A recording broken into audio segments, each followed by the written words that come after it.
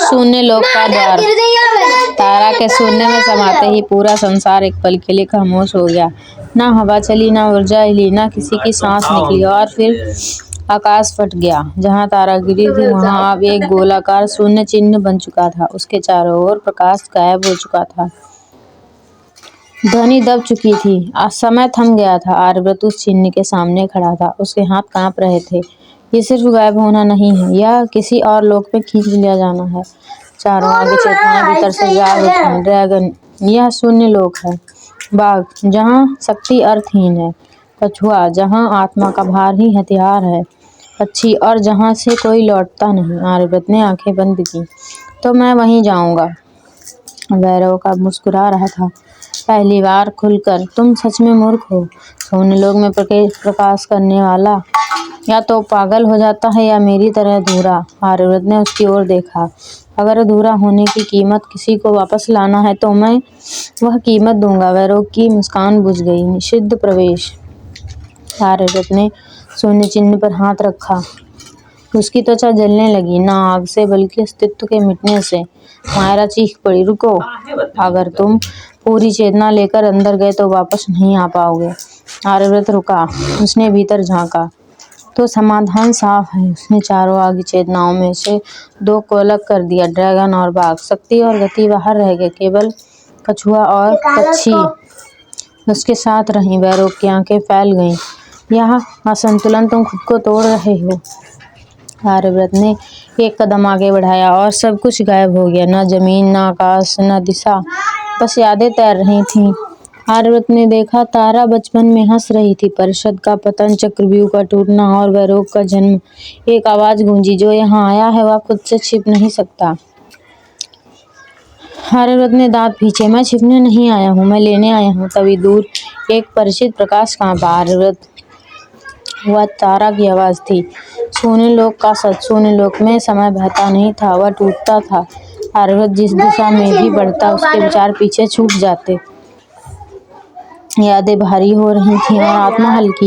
यही कीमत है। जो यहाँ आया वह खुद को खोता है। दूर चमकती रोशनी पास आ चुकी थी। आर्यव्रत ने देखा, तारा वहाँ खड़ी थी, लेकिन वैसी नहीं जैसी वह थी। उसका शरीर अधूरा था, मानो किसी ने उसे यादों और अस्तित्व के बीच बांध दिया हो। आर्यव्रत, उसकी आवाज़ कांप रही थी, मैं गिर नहीं रही हूँ, मैं भुलाई जा रही हूँ। आर्यव्रत का दिल कांप उठा। शून्य का नियम। चारों ओर से आवाजें गूंजी, जो शून्य में गिरता है वह संसार से मिटाया जाता है। नाम, पहचान, संबंध सब एक एक कर मिटते जाते हैं। आर्यव्रत ने महसूस किया, उसे तारा का चेहरा तो याद है, लेकिन उसकी हंसी धुंधली हो रही थी। नहीं, मैं तुम्हें भूलने नहीं दूंगा। कछुए की सहन शक्ति उसके शरीर को थामे थी, लेकिन पक्षी की चेतना अब कांप रही थी। पक्षी, अगर तुम उसे पकड़ोगे तो तुम्हारी भी पहचान कटने लगेगी। आर्यव्रत ने आंखें बंद की। अगर एक जीवन को बचाने की कीमत 2 जीवन की स्मृति है तो मैं तैयार हूँ। तारा ने कमजोर मुस्कान दी। मुझे बचाने के लिए तुम्हें मुझे याद नहीं रखना होगा।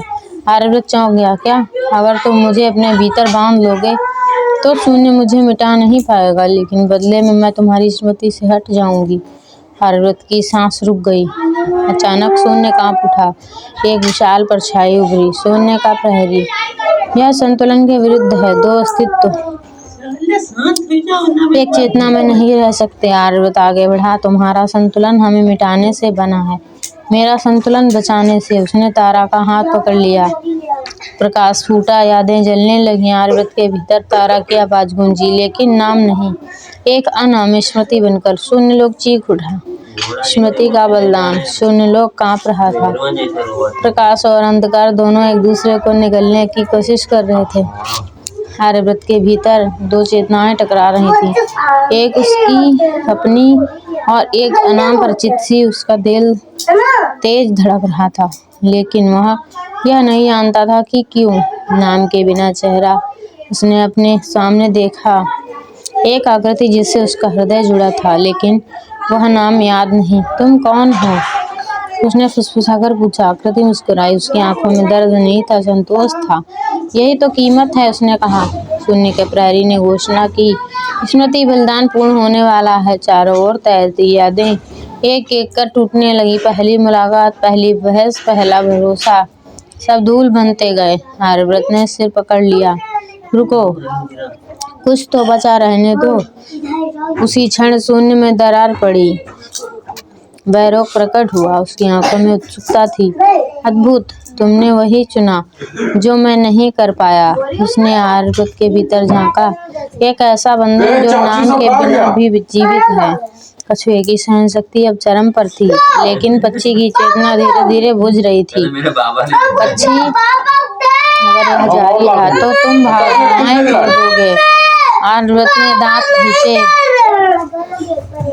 अगर भावनाएं ही किसी को बचाने की कीमत है, तो मैं उन्हें भी दांव पर लगाता हूँ। उसने आकृति को अपने सीने से लगाया। प्रकाश फटा। शून्य लोक शून्य हो गया और फिर शांति। आकृति गायब थी, लेकिन उसके स्थान पर एक मूक शक्ति आर्यव्रत के भीतर स्थिर हो चुकी थी।